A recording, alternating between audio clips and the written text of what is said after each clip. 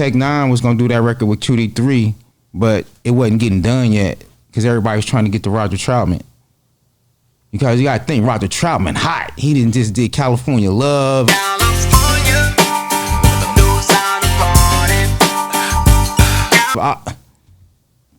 And you went and got him. Found him. Yeah, we on Boss Talk 101. Yeah, we gonna talk. Who inspired you? And I know your mom did played rap, but really, who inspired you to get off into the music other than, church? Get into the rap, I should say, because being in church, people will go into gospel or something like that. For hip hop, when I first heard hip hop, you gotta think I'm a drummer. Mm-hmm. So then when I'm hearing the drums, I'm like, I gotta get a drum machine. So this is 10, 11, this is 85, 86.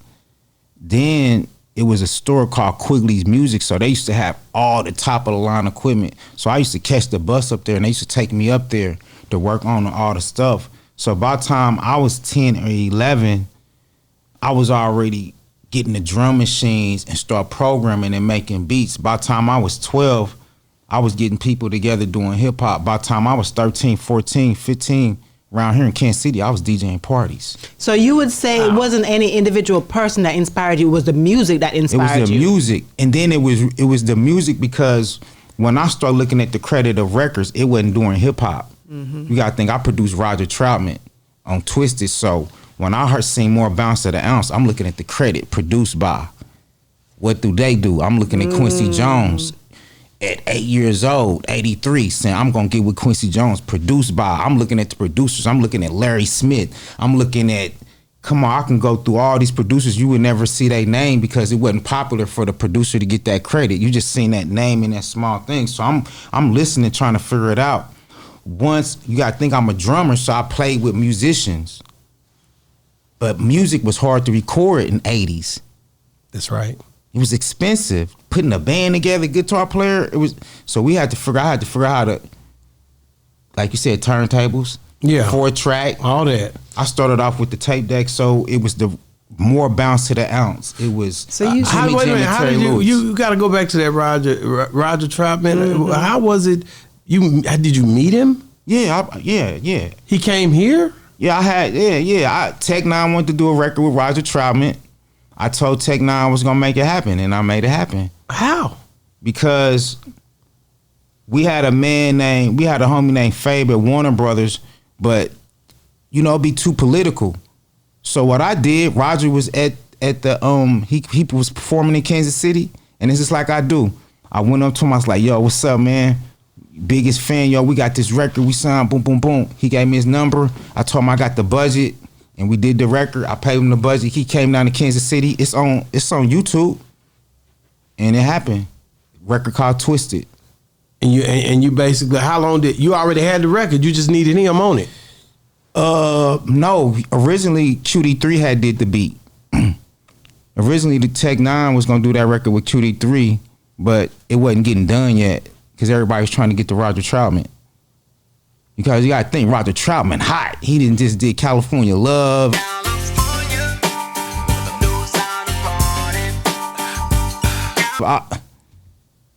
And you went and got him. Found him. That's a real hustler. Real hustler. This is how I done got with everybody. Everybody at QD3. Everybody I done work with. It's me, Freeway Ricky Ross. It's because what has been missing in the game of hip hop started with an admiration first. Because you just heard about it. Now it's what you see. And I don't come from that era. I don't come from the internet. I come off the, hearing about y'all, the recognition and the props of what the work you put in. Now they kind of base it off your car or this, but back where I come up from, it was like, oh, you heard about them? You heard about that? So that's how I think. So I have a level of respect for all people, music, platinum, not platinum, signed, unsigned, money, budget, because really it's all our art. It's all our craft of music. Wow. So it was never about money for you? Nah, at all? It's still not. You can't buy me.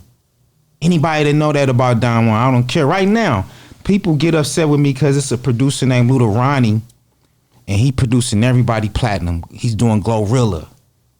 He called me like, Don, want to come down here and produce. I ain't went. Not because I don't want to, but when God gives me a vision, God told me don't make this about the money. That's your downfall. That's why I'm still here. Man, that's a blessing.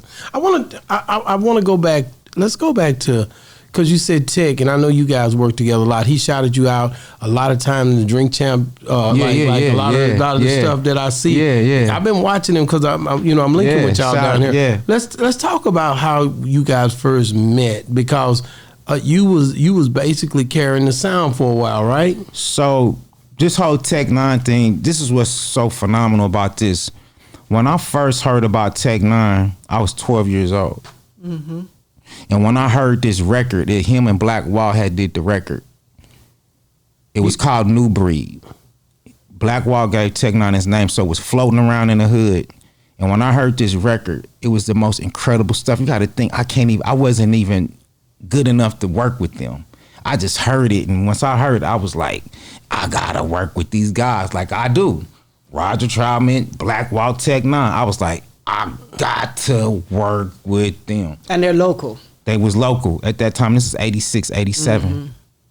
And I'm 12 years old. They 15. So how did you go? They're 15, they older than me. How did you go find him and meet him? So one thing I learned about, even with now, when I meet people, you have to work your way up to get people to know who you are. Nobody owes you anything. This is the problem. Nobody don't owe like, yo, I'm so-and-so, so recognize me. So what I would start doing is start getting my name hot in the hood. That's the other way. You can't go up to Walt, N9ne, hey, I'm Don Juan, check out my beats. No, you got this. So I start getting my name where they be like, man, you hearing about Juan? So that's what I do. That's what I'm doing now. Reinventing myself. You got to stay recreating, because success is just renting for a day. That's real talk. Rent is due every day. Mm-hmm. It's gone. So that's what I learned, and to always work hard. So I got these values from my mom, my grandparents, a lot of people at church. So I carried these on. So it's like, nobody don't owe you nothing. And every opportunity, seize the moment. Be on time. Be early. That's right. I have one question. I want to keep talking about Tech, because I want to want him to tell me where, I want to know how you guys, when you link with him. Yeah, what the transition was, so it's really elaborate. I'm gonna give a short story, because this is really, so I was supposed to sign with Walt. So this is when I'm like 16, 17. Now you gotta think, we in the hood. In the hood at that time, everybody's drug dealing, hustling. Mm-hmm. I had the opportunity to do that, but I'm surrounded, but everybody putting the money in. So when I was supposed to sign with Walt, me and my boy Bear, Walt took a turn. I ended up with Diamond. Yeah, we on Boss Talk 101. Yeah, we gonna talk.